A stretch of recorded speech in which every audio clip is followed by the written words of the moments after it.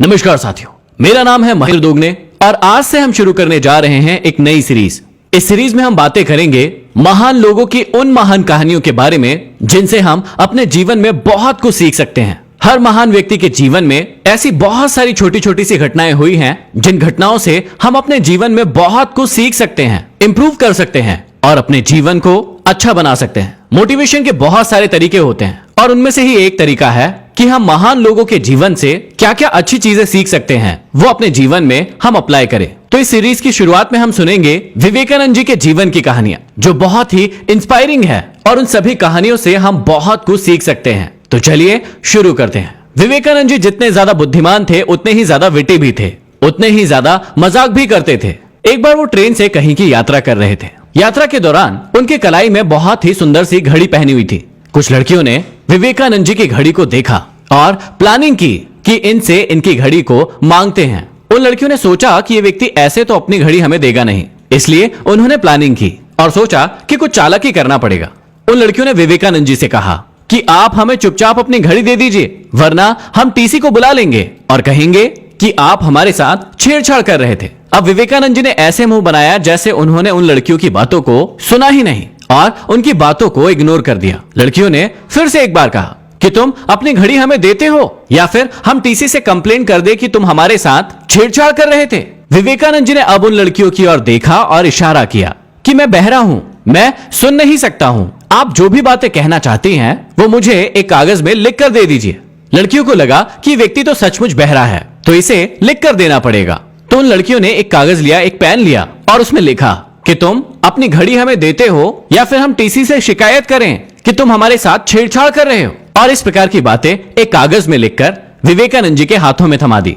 जैसे ही विवेकानंद जी के हाथों में वो कागज आया, विवेकानंद जी ने वो कागज टीसी के हाथों में थमा दिया और कहा कि ये लड़कियां मुझसे इस प्रकार की बातें कर रही हैं। और एकदम से लड़कियां आश्चर्यचकित हो गई कि ये व्यक्ति तो बोल सकता है। और इस बात को देखकर विवेकानंद जी मुस्कुरा दिए क्योंकि लड़कियों का दाव उन्हीं पर भारी पड़ गया था। ये घटना बहुत ही छोटी सी है लेकिन बहुत बड़ी सीख देकर जाती है कि जब भी हमारी लाइफ में इस प्रकार की कोई कंडीशन आए तो किस प्रकार से विटी होकर अपनी बुद्धिमत्ता का भी हमें इस्तेमाल करना चाहिए। और किसी भी प्रकार की सिचुएशन आने पर हमें घबराना नहीं चाहिए, उसे सही तरीके से हमें हैंडल करना चाहिए। ऐसे ही एक और बहुत ही मजेदार घटना है। जब स्वामी विवेकानंद जी लंदन में लॉ की पढ़ाई कर रहे थे तब एक व्हाइट प्रोफेसर उनसे बहुत ज्यादा चिढ़ा करते थे क्योंकि वो इंडिया से आए थे और वो ब्लैक इंडियन कहलाते थे। उस समय ब्रिटिश लोग इंडियन लोगों को बहुत ज्यादा पसंद नहीं किया करते थे। तो जब भी स्वामी विवेकानंद जी को वो प्रोफेसर देखते थे वो बहुत ज्यादा चिढ़ जाते थे। एक बार वो व्हाइट प्रोफेसर कॉलेज के कैंटीन में लंच कर रहा था। अब स्वामी विवेकानंद जी ने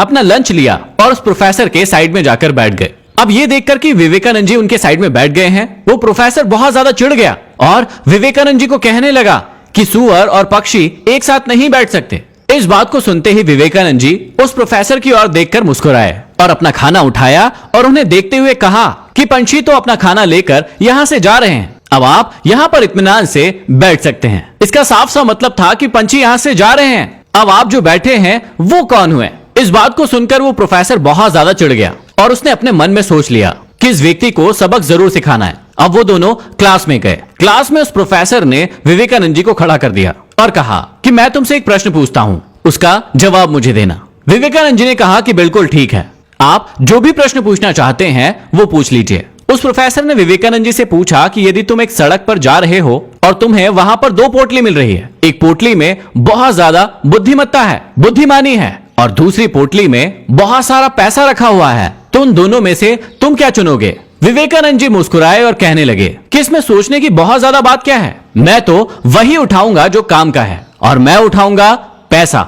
इस पर प्रोफेसर हंस पड़ा और कहने लगा कितने मूर्ख व्यक्ति हो, यदि मैं उस सड़क से जा रहा होता तो मैं बुद्धिमानी का थैला उठाता। विवेकानंद जी ने उस प्रोफेसर की ओर देखा और मुस्कुराए और कहा कि सही बात कह रहे हैं आप, जिस भी व्यक्ति के पास जो भी चीज नहीं होती है वो व्यक्ति वही चीज उठाता है ना। इस बात पर सारी कक्षा के बच्चे हंसने लगे और उस प्रोफेसर की एक बार फिर से बेइज्जती हो गई। तो यहाँ पर हम सभी समझ सकते हैं कि विवेकानंद जी ने किस प्रकार से अपनी बुद्धिमत्ता का इस्तेमाल भी किया और मजाक भी कर लिया। ऐसे ही एक बार विवेकानंद जी अमेरिका में थे। वहां पर बहुत सारे लोग उनसे मिलने के लिए जाया करते थे। एक बार एक महिला ने भी सोचा कि मैं भी विवेकानंद जी के पास जाकर उनसे मिलती हूँ और उनके सन्यास से उनको भटकाने की कोशिश करती हूँ। किस्मत से उस महिला को विवेकानंद जी से मिलने का मौका मिल गया। जब वो उनके सामने पहुंची तो उनसे कहने लगी कि मैं तो आपसे शादी करना चाहती हूँ और आपसे ही शादी करूंगी। मुझे आप बहुत ज्यादा पसंद हो और मैं आपके बिना नहीं रह सकती। जब विवेकानंद जी ने इस बात को सुना तो वो एकदम आश्चर्यचकित रह गए और उस महिला से पूछने लगे कि आप मुझसे शादी क्यों करना चाहती हैं? मैं तो एक सन्यासी हूँ और मैं तो आपको कुछ नहीं दे सकता हूँ। फिर आपने मुझ में ऐसा क्या देखा जो आप मुझसे शादी करना चाहती है?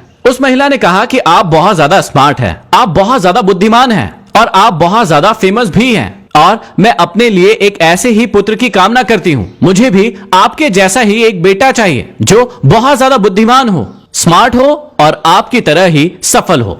विवेकानंद जी ने जैसे ही इस बात को सुना वो उस महिला के चरणों में गिर पड़े और कहने लगे कि मेरे जैसा पुत्र मिलना तो शायद असंभव हो। अब वो मेरे जैसा होगा या नहीं होगा इसकी तो कोई गारंटी नहीं है, लेकिन मैं तो साक्षात आपके सामने ही खड़ा हूँ। आप मुझे ही अपना पुत्र मान सकती हैं। इस बात पर वो महिला बहुत ज्यादा लज्जित हो गई, बहुत ज्यादा शर्माने लगी और वहां पर जितने भी लोग खड़े हुए थे जो इस बात को सुन रहे थे वो हंस पड़े। और यहाँ पर भी हमें यही देखने को मिलता है कि विवेकानंद जी इंटेलिजेंट होने के साथ साथ कितने विटी भी थे। विवेकानंद जी बुद्धिमान तो थे ही, विटी भी थे, लेकिन उनका कंसंट्रेशन पावर बहुत ही ज्यादा था। एक बार विवेकानंद जी अमेरिका में एक सड़क के किनारे खड़े हुए थे। उन्होंने कुछ लड़कों को देखा जो नदी में तैरते हुए अंडों को अपनी बंदूक से फोड़ने की कोशिश कर रहे थे। वो बहुत ज्यादा कोशिश कर रहे थे लेकिन फिर भी वो उन अंडों को फोड़ नहीं पा रहे थे। अब विवेकानंद जी इस घटना को बहुत देर से देख रहे थे लेकिन किसी भी बच्चे से वो अंडे के खोल फूट नहीं पा रहे थे। अब विवेकानंद जी उनके पास गए और उनसे कहा कि क्या मैं एक ट्राई कर सकता हूँ? उन सभी लड़कों ने हंसते हुए विवेकानंद जी के हाथ में वो बंदूक थमा दी कि हम तो इतनी देर से ट्राई कर रहे हैं, तुम क्या कर लोगे?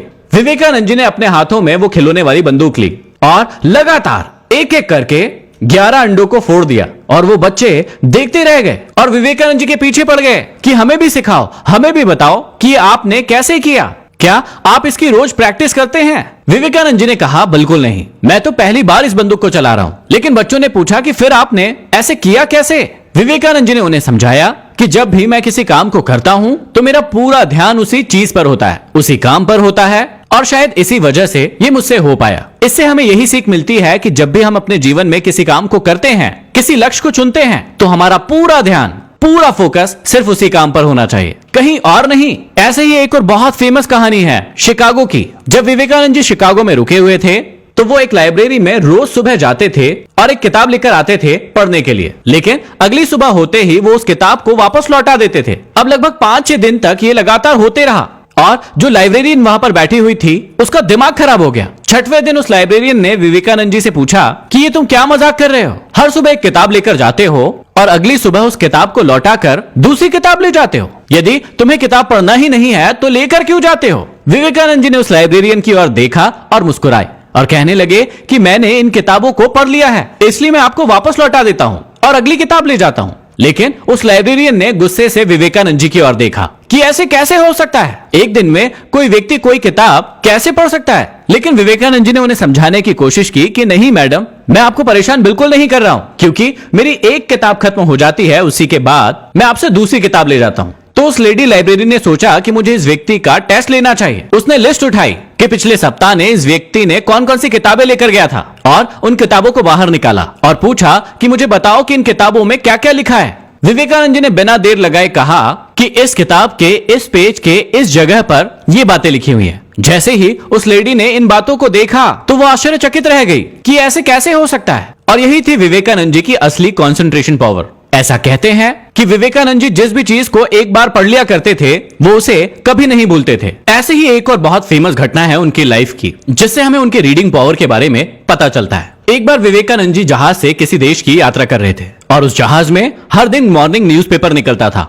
अब विवेकानंद जी ने उस न्यूज़पेपर को पढ़ा और रखकर वहां से बाहर की ओर चले गए डेक पर घूमने के लिए। इतने में उनका एक मित्र आया जिसने न्यूज़पेपर पढ़ने के लिए उठाया, लेकिन उसने सोचा कि मैं डेक पर जाकर ठंडी हवा के साथ मैं इस न्यूज़पेपर को पढ़ता हूँ। जैसे ही वो दोस्त उस न्यूज़पेपर को लेकर बाहर आया, वहां बहुत ही तेजी से हवा चलने लगी और उस हवा के चलने से वो न्यूज़पेपर उड़कर पानी में गिर गया, मतलब समुद्र में जा गिरा।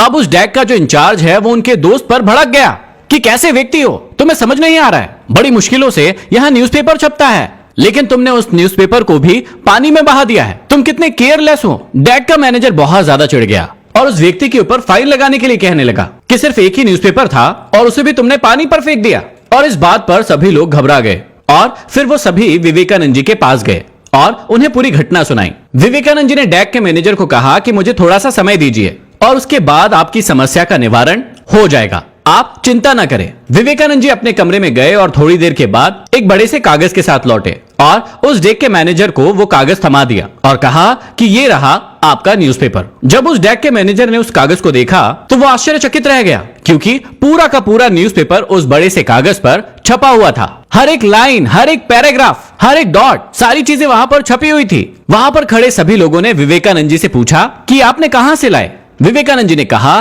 कि मुझे सारी की सारी बातें याद थी, मैंने इस कागज पर उन्हें उतार दिया। तो इस बात से हम सभी समझ सकते हैं कि कितने शार्प बुद्धि थी विवेकानंद जी की, जिससे वो सारी की सारी चीजों को याद रख सकते थे। ऐसे ही एक बार विवेकानंद जी हिमालय की यात्रा पर निकले हुए थे। जब वो एक नदी के किनारे पर पहुंचे तो उन्होंने देखा कि वहां से बोट जा चुकी है और वो वहां पर बोट के इंतजार में बैठ गए कि जब बोट वापस आएगी तो मैं किनारे पर चला जाऊंगा।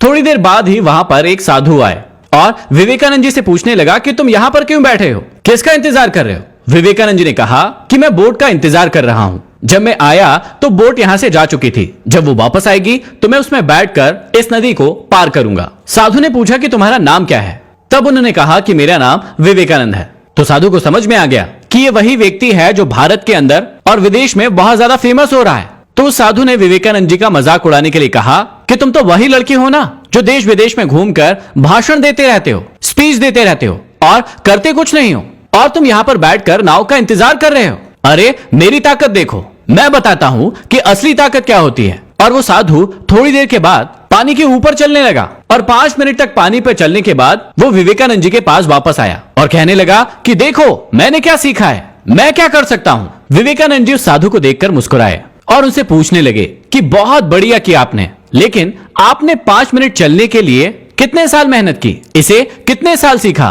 तो साधु ने गर्व से कहा कि मैंने इस कला को सीखने के लिए मैंने 20 साल दिए हैं, मैंने 20 साल की कड़ी मेहनत की है, तपस्या की है, तब मैं ये सीखा हूं। और तुमने क्या किया है। विवेकानंद जी ने उस साधु की ओर देखा और मुस्कुराए और कहा कि इस 5 मिनट की चीज को सीखने के लिए आपने 20 साल लगा दिए। जिस चीज को आप 5 मिनट में एक नाव से पार कर सकते थे, उस चीज को सीखने के लिए आपने अपने जीवन के महत्वपूर्ण 20 साल खराब कर दिए। ये तो आप एक नाव के जरिए भी कर सकते थे, फिर इसमें 20 साल लगाने की क्या जरूरत थी। विवेकानंद जी ने कहा कि मेरे हिसाब से तो ये समझदारी वाला काम बिल्कुल भी नहीं है, क्योंकि इस चीज को तो आप बहुत ही आसानी से कर सकते थे। इस बात से वो साधु लज्जित हो गया और उसे स्वामी जी की बातों का अंदाजा हो गया कि ये व्यक्ति कौन है। कई बार आपके जीवन में भी कई लोग आपको नीचा दिखाने की कोशिश बिल्कुल करेंगे, लेकिन आपको अपनी बुद्धिमत्ता के द्वारा उन्हें जवाब देना होगा। इन सभी कहानियों से आज आपने बहुत कुछ सीखा होगा, जिन्हें आप अपने निजी जीवन में भी इस्तेमाल कर सकते हैं। अगले किस महान व्यक्ति के बारे में आप कहानियां सुनना चाहते हैं,